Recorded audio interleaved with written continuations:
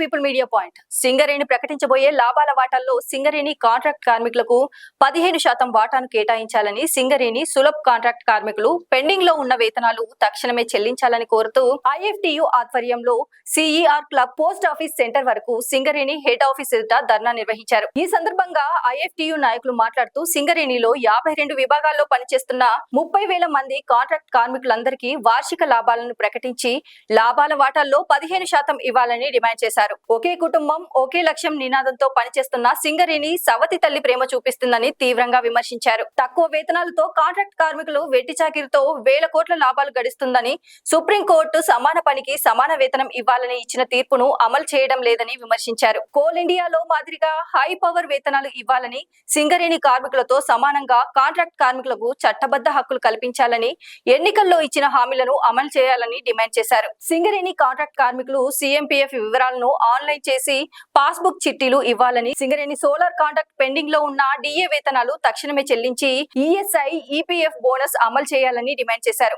సింగరేణి యాజమాన్యం సోలార్ కార్మికులకు, నర్సరీ కార్మికులకు జారీ చేస్తున్న సర్కులర్ ప్రకారం కనీసం వేతనాలు, పిఎఫ్ బోనస్, వైద్య సౌకర్యాలు అమలు చేయాలని డిమాండ్ చేశారు. తమ సమస్యలను పరిష్కరించుకుంటే రానున్న స్థానిక ఎన్నికల్లో సింగరేణి వ్యాప్తంగా కాంగ్రెస్ పార్టీకి బుద్ధి చెప్తామని హెచ్చరించారు. అధికారులను సింగరేణి ప్రాంతంలో తిరగకుండా అడ్డుకుంటామని హెచ్చరించారు.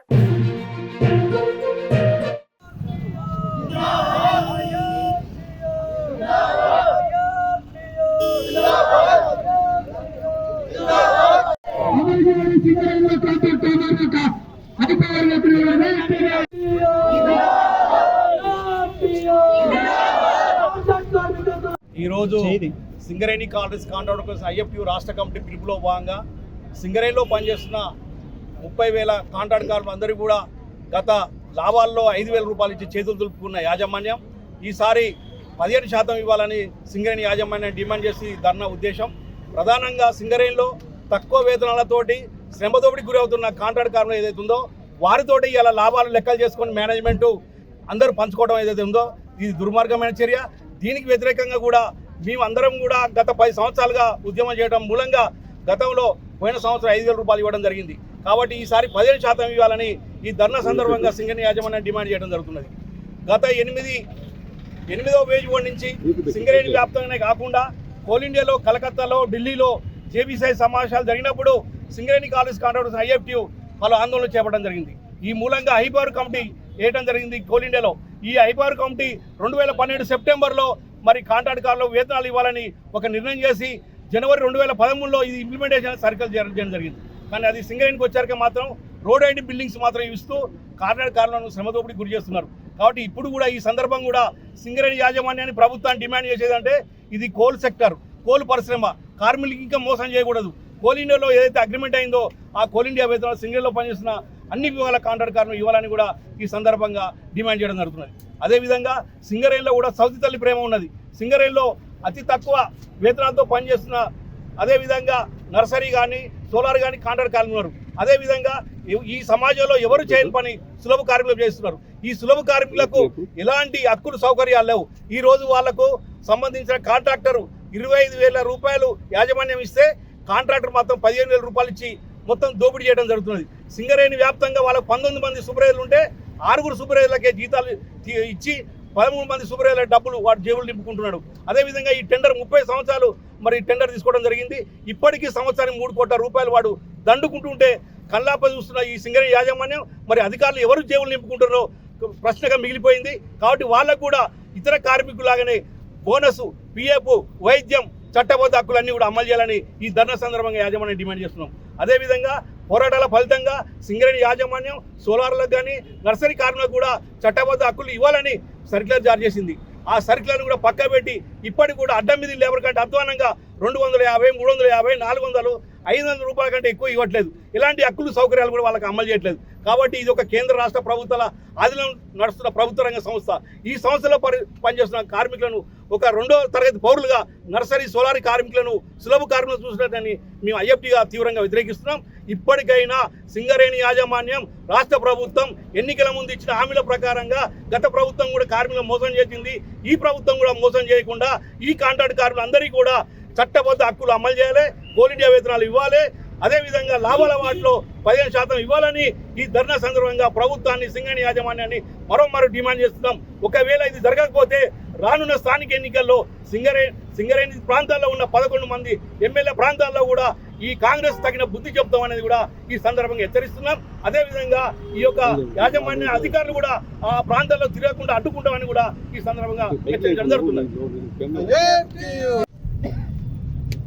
ఈ రోజున Singareni colonies contract workers union ఆధ్వర్యంలో కొత్తగూడెం సింగరేణి హెడ్ ఆఫీస్ ముందు ధర్నా చేయడం అనేటువంటిది జరుగుతూ ఉంది. ఇవాళ సింగరేణి యాజమాన్యం బోర్డు మీద ఒకే కంపెనీ ఒకే కుటుంబం అని చెప్పేసి అని రాసుకుంటూ ఇవాళ సింగరేణిలో పనిచేస్తున్నటువంటి 35,000 మంది కాంట్రాక్ట్ కార్మికుల కష్టార్జితాన్ని నిలువున దోచుకుంటున్నటువంటి ఒక పరిస్థితి కొనసాగుతూ ఉంది. ఇవాళ అత్యున్నత న్యాయస్థానమైనటువంటి సుప్రీంకోర్టు తీర్పు ప్రకారం సమాన పనికి సమాన వేతనాలు సింగరేణిలో అమలు కావాల్సి ఉంది. దాన్ని అమలు చేయకుండా అడ్డుపడతా ఉంది.